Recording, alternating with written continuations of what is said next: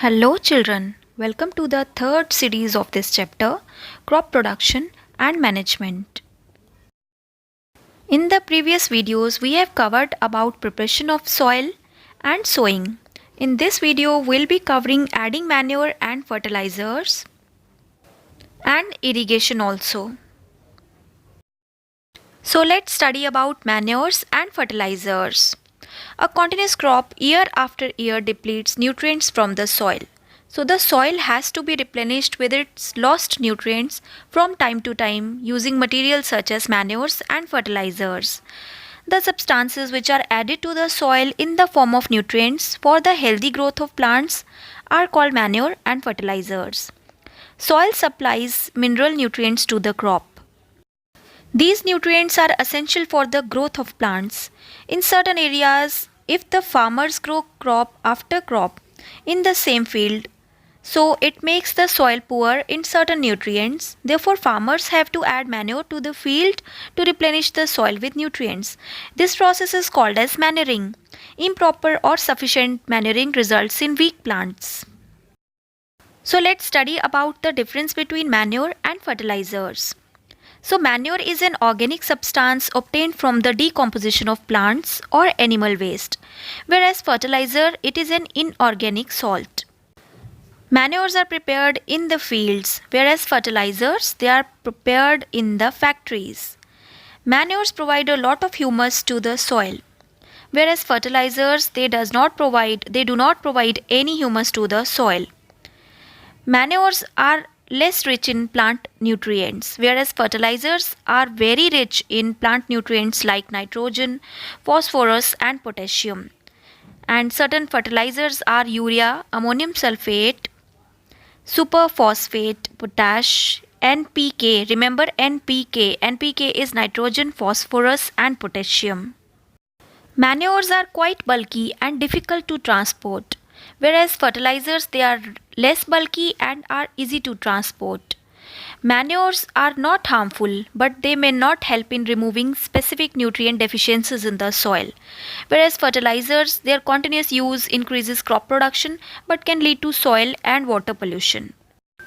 Manures increase the water holding capacity of soil, they improve soil texture also and make the soil porous, which facilitates gaseous exchange, whereas fertilizers, their overuse can make the soil less fertile in the long run. Manures are not soluble in water, so therefore are absorbed by plants slowly, whereas fertilizers are dissolved, they can be easily dissolved in water, therefore they can be absorbed by the plants quickly. Compost is a manure obtained by decomposition of dead plants and animals. Some other sustainable techniques of improving soil quality include field farrow and crop rotation also. Certain times symbiosis is also required. So nutrients are replenished in the soil when dead animals and plants are decomposed by the microbes. This process is called as field farrow. Soil can also be naturally replenished using the method of crop rotation, which involves growing 2 or more crops alternatively on the same land in the same season. For example, after growing wheat for a season, farmers prefer to grow a crop of legume family, for example peas or grams or groundnut. These leguminous plants have nitrogen fixing bacteria in them called as rhizobium. These bacteria associate with the root forming nodules and convert atmospheric nitrogen into the compounds that can be used by the plants. Plants in turn provide shelter to the bacteria, so it is a good example of a mutual relation called as symbiosis. Next is irrigation. Seeds do not germinate in the absence or scarcity of water. So the supply of water to the crops at regular intervals is called as irrigation. The time and frequency of irrigation varies from crop to crop, soil to soil and season to season. In summers, the frequency of water is higher due to the increased rate of evaporation of water from the soil and leaves. So there are various sources of irrigation like wells, tube wells, ponds, lakes, rivers, dams and canals. It can be rainfall also. So there are various traditional and modern methods of irrigation.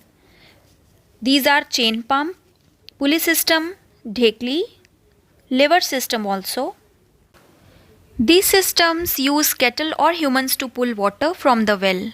Although these methods are cheaper, they are not efficient. Pumps are also commonly used for irrigation and are run using diesel, biogas, or electricity. The modern methods of irrigation include sprinkler method and drip method. In sprinkler method, water is sprinkled over the field by rotating sprinklers. Water flows to the main pipe and then to the small pipes with the help of a pump. This method is used for uneven land, land with scarcity of water, and in sandy regions. In drip system, the water is allowed to fall drop by drop only on the roots of plants. The method is excellent for regions with water scarcity, as in this method there is no wastage of water. So this is all for this video. Subscribe to my channel and do not miss the next video in which I'll continue about the rest of the chapter. Stay connected. Bye.